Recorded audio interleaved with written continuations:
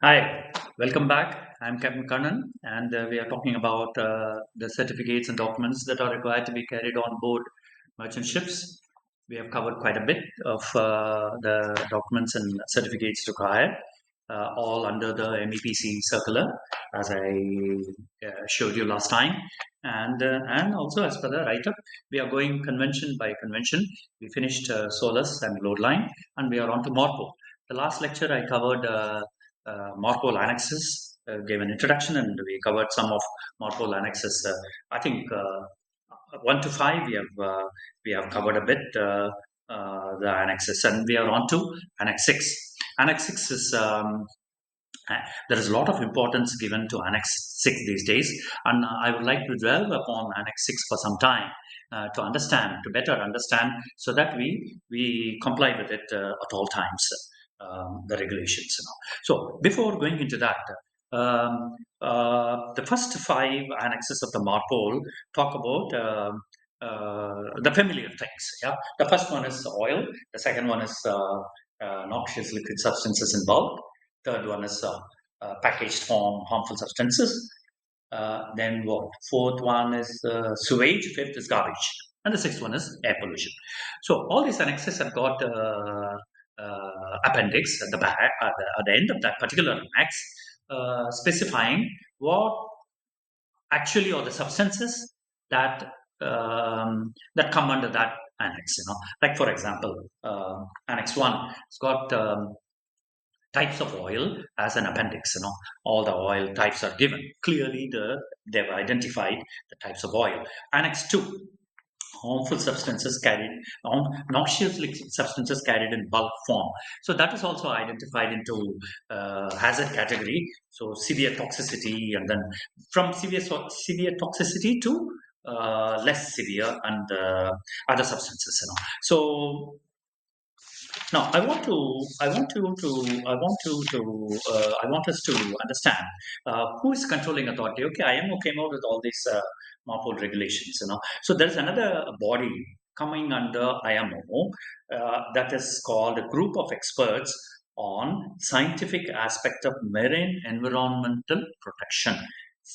The short form of that is GSAMP.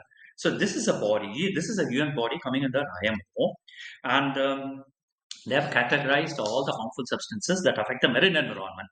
So for Annex 2, they have identified the noxious liquids, that are chemicals which have got acute toxicity to less acute, and then very less acute toxicity, and there are regulations how to control this, and what can be discharged, what cannot be discharged. So all come under this. Then Annex 3 is very clear: harmful substances in packed forms. We talked about last time. They are marine pollutants, and they come under the purview of IMDG code.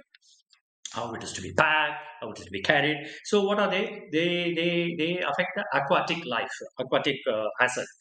So it starts from very acute aquatic hazard to less acute ones. Long term hazard, aquatic hazard.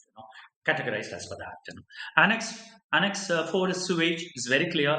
All the sewage coming out of our toilets, and even the hospitals discharges, as well as on probably vessels carrying animals, the discharges from the their living spaces.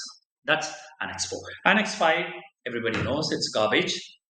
There are categories of garbage. We need to segregate that. We need to keep it protected and safely in a secure place until it is discharged offshore. Yeah, some of it can be let go, like food waste, and then community of food waste. The regulations are there. So, and it has got a statement of compliance. So Annex 1 has got an international oil pollution prevention certificate. Annex 2 also has got an international noxious liquid substances pollution of prevention by noxious liquid substances. Annex 3 doesn't have a certificate. Yeah, it is coming under the purview of IMDG code. Annex 4, sewage pollution prevention certificate is there, as well as garbage has got a statement of compliance, and it is all controlled by us, and then we comply with the regulations, and we land at a shore. So that's up to that. So, and what are all then? Come to Annex 6. What are all the substances that Annex 6 that affects the air pollution. So air pollution is we are burning fuel. So that has got sulfur. I mean, we are talking about fossil fuel. Later on, I'll come to in detail to Annex 6, that part of it, energy efficiency and all. So fossil fuel means oil, heavy oil, low sulfur oil, ultra low sulfur oil, marine gas oil, diesel oil. So these have got sulfur content, and then this sulfur is harmful to our people also, because a lot of traffic passes through the coastal areas. Yeah, and then the effluent, I mean the gas coming out of the funnel, then on the way, that gets onto the shore, and then it mixes it with this one, and then next thing is like they're the cause. They're not the sole cause. They are a part of the cause for acid rain, and then affecting the environment as well as the people's health. Yeah. So sulfur oxide. Then we have got that's purely from the oil that we consume. Sulfur. There are controls, and I don't want to go deep into MARPOL. Everybody is aware of it. It's 0.5% and less, and in eco areas it is 0.1%. Like we can use either ultra low sulfur fuel oil or marine gas oil, which has got a regulated low sulfur content, or ships are fitted with scrubbers. So you can one thing you can fit scrubber, so scrub the gases, and then all the particulate matters, and then sulfur is let go along with it, mixes up with the water, and then it's let go into the sea. Yeah. So scrubber fitted vessels are like something like going back to the olden days when we had only two oils, right? One is fuel oil and diesel oil. Fuel oil for out at sea, when full away is there, given change over to fuel oil, and then vessel sails. And then when you give 1 or 2 hour notice, it is changed over to diesel oil. Vessel comes alongside and goes to anchorage in the diesel oil. Yeah. So these are the only two things we knew. There's a lot of emissions in those days. So likewise, scrubber also, when scrubbers are not operational when alongside, because there are regulations for discharge of the scrubber wash water. So the vessels are under compliant fuel when alongside or at anchorage. So this changeover has to be monitored closely, mostly excellently, diligently done by the engineers, but the timings and the limits are to be kept track of, and we have to log it down of this process of putting coming on to the scrubber and going off the scrubber when going alongside or going to a port. Yeah, so that is about sulfur. And what is the next one? Then they talk about that this sulfur limits and sulfur thing evolved over a period of time, and it has been there for many years. Then came nitrogen oxides. They found out oxides of nitrogen also creating a mess. Yeah. Which way? So they affect the environment in the sense they form a little bit of this ozone. They emit on a low heights, and that is harmful for the environment. Yeah, so it's kind of greenhouse gases. There are more greenhouse gases, and then that warms up the earth. Okay, so apart from that, it's associated with acid rain. It's associated with the marine aquatic, not aquatic, like probably planktons and other things. Yeah, so details are there everywhere. One can access, right? So we need to limit that. So where is this coming from? Nitrogen oxide. So nitrogen is of course in the air, and it is air is used in plenty when in the engine during combustion, and with the components, engine components interaction, and the high temperature of the combustion. So oxides of nitrogen is formed, and that is let go into the atmosphere, causing this. So engines are built to limit this nitrogen oxide in a tier system. So there are tier 1, tier 2, tier 3 controls in MARPOL Annex 6. And tier 2 is almost like world over, except the tier 3 eco areas. Tier 3 engine is the least of this polluting component of nitrogen oxide.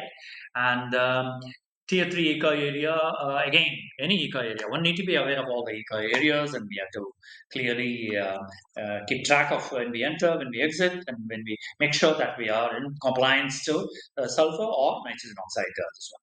I believe Tier 2 engines can be modified to Tier 3 NOx requirement by fitting some additional equipment which does the cleaning part of it, yeah, does not allow this nitrogen oxide to go out. Well, so all this, so it's basically to do with the engine and then engine combustion. That means these days are the engines are very very fine tuned. Very there's a lot of research gone into all the engine components to limit all these things. Okay, so being so, one must be very clear that all the replacements which are done in terms of maintenance, when we replace components, they make sure that it is replaced by original components. And then last sessions and all, I talked about the NOx technical file. I need to record that. Yeah. So each engine has got its own International Air Pollution Prevention Certificate, which shows these limits of nitrogen, what tier type of engine it is, and then all the parameters are there. So engine performance is taken, and then engine components are addressed in a proper way. NOx technical file is maintained, all as per the NOx code. So there is a code also for this, NOx code. So that is about NOx. Then we have what other components under air pollution prevention are also ozone depleting substances, and that's not there anymore on container ships. And then we have a incinerator. There are rules and regulations for the construction of an incinerator, what you can incinerate, what you cannot, and then incinerated ashes and all have to be disposed properly. And this is where the control for the incinerator is. It doesn't come under the purview of Annex 1. And then you have to have operator's instructions, and then type approval certificate for the incinerator should be on board, like as part of the certificates and documents on board. Okay. Then comes as part of Annex 6. Then comes what the construction of ships for uh, saving energy efficiency on board ships. How to do. So it's a very tricky thing. They very cleverly they've put, I think, the MARPOL or the IMO guys very cleverly they've worded this. So major component of this flue gases which is coming out is carbon dioxide, and carbon dioxide is one of the main thing um, that is um, that is kind of greenhouse gases. Too much of it is warming up the earth too fast, and a lot of CO2 is coming out whenever we burn fossil fuel. So, well, those days there were only big fuel oil. There was no other fuel. I mean, no other technology available to use as fuel. And the ships were on these fuel oils, and then ships were built enormously for the size. Yeah. So as a comparison, I've done some work on. I've taken delivery of vessels for some years. So the one I used to go for delivery in 2002, 2005. For example, let me take one such ship. So the size of the ship is some dead weight is 111,889. Okay, so that is the summer dead weight. I'm just giving you a comparison between the dead weight and the engine size.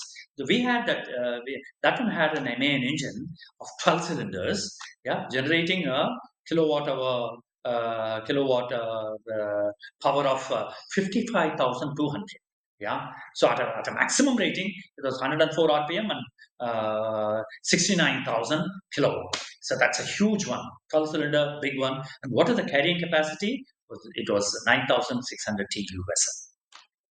So this was in 2005, 2006. So similar way, the vessels were built enormously. The engines were built enormously. Vessels were not built enormously to carry that much cargo. We have so far advanced on that. Yeah. So that is one vessel. So that has got one control of the NOx emission. Let's take the one I went for delivery in 2016, 2012, 2017, 2020, and all. So one such vessel, yeah.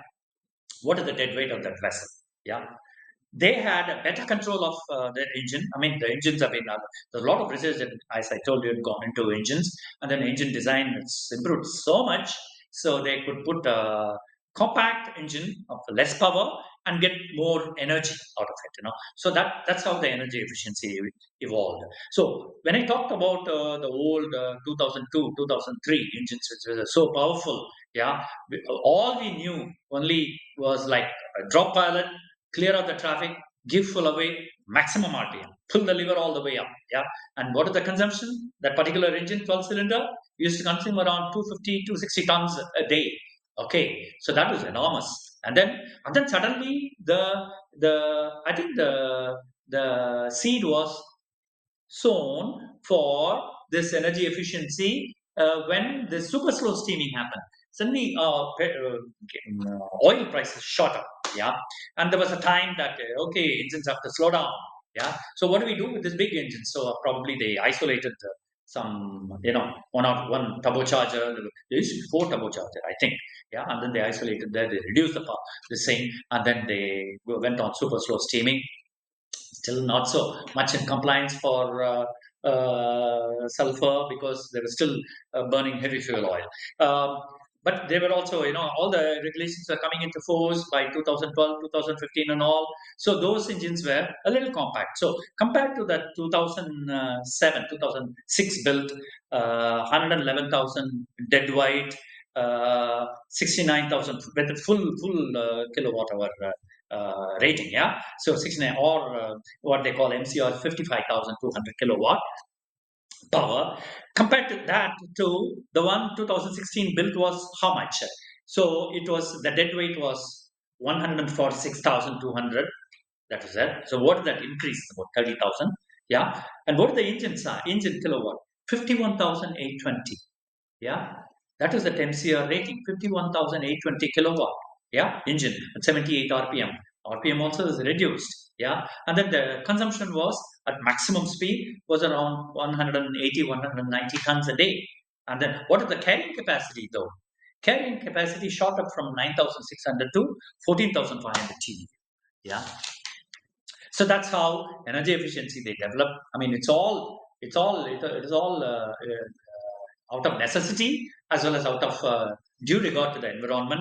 Everything developed, and those people they were already complying with NOx tier two, and then as I said, the modifications were done. So we are talking about Annex VI, air pollution prevention under Annex VI with the fuel efficiency.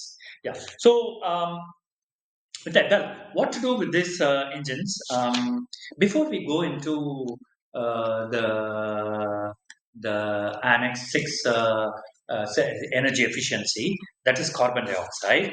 What did IMO do to enforce all these things? So they had their own assets, they have their own scientists, they have their own group panel of people who are doing research and what is harming the environment. Hey, we need to limit this carbon coming out of the merchant fleet. Okay, recently, I mean, they have termed it decarbonization. Okay, so it evolved as a goal. IMO set a goal. What is the goal? So they had this. Strategy.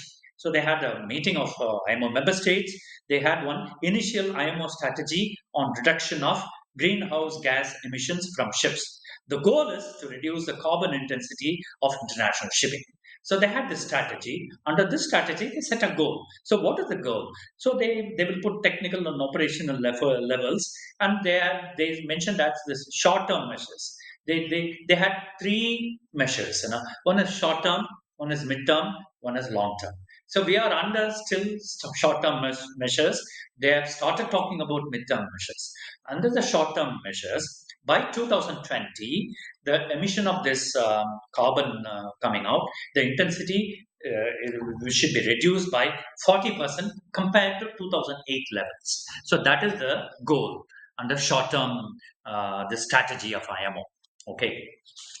So for that, now what we have to control this carbon dioxide. These big powerful engines are there, and the new engines are also there on a gradually developed engines, and the new tonnages coming carrying a lot more TU capacity for the same power of the engine.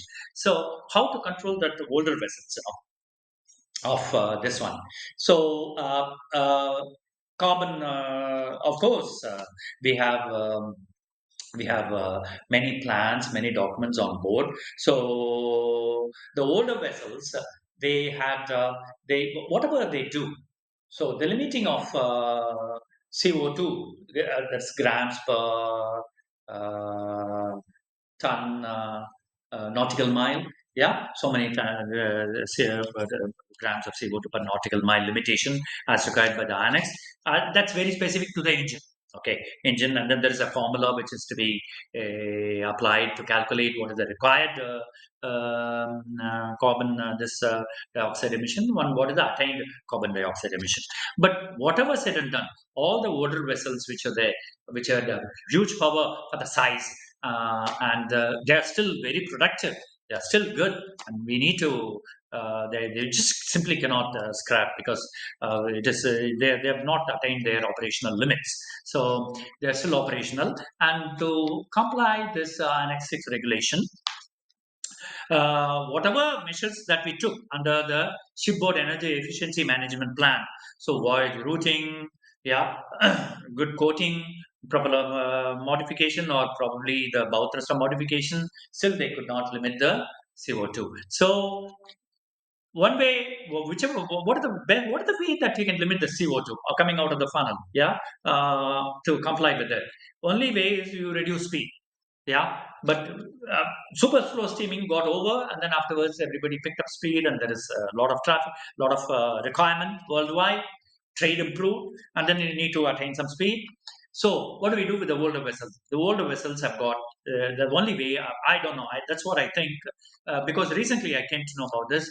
They fitted something called engine power limiter.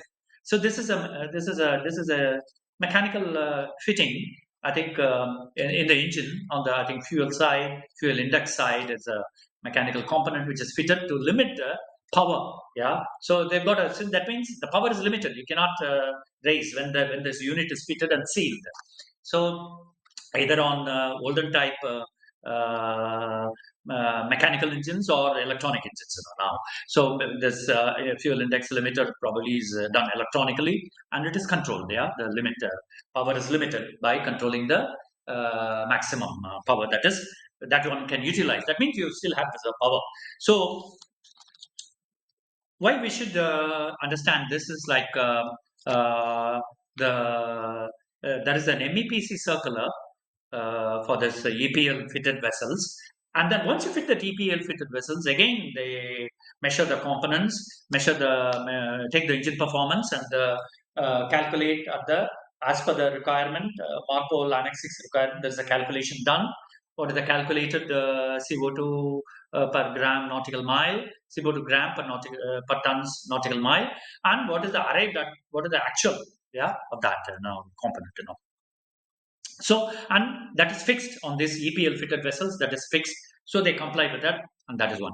So what do we do? So the power is limited now. So now, for as we all are taught, for our safety, for our going for say rescue of life, and we should have all the power that we need, and we should be able to utilize all the resources that are available under our control to get out of the critical situation, dangerous situation, to be safe at all times. So that means there is an override for this EPL fitted vessels. Deck officers, masters should be aware of this override of this EPL fitted vessels. And there is a EPL fitted vessels have got they've got a maintenance manual and management manual. So this power management manual of EPL fitted vessels is a part of the Annex 6 of document that are carried on board. It is certified by the class, and it comes under the custody of the chief engineer. And the point is that all officers should be aware of such a thing existing, that in case of emergency, in case of requirement, this can be overridden. Of course, we need to report authorities, we need to lock down when it is override was affected, and when it is put back into lock mode of the EPL. So these are about the old vessels. In my next, I'll continue with this soon after this because the time is getting over.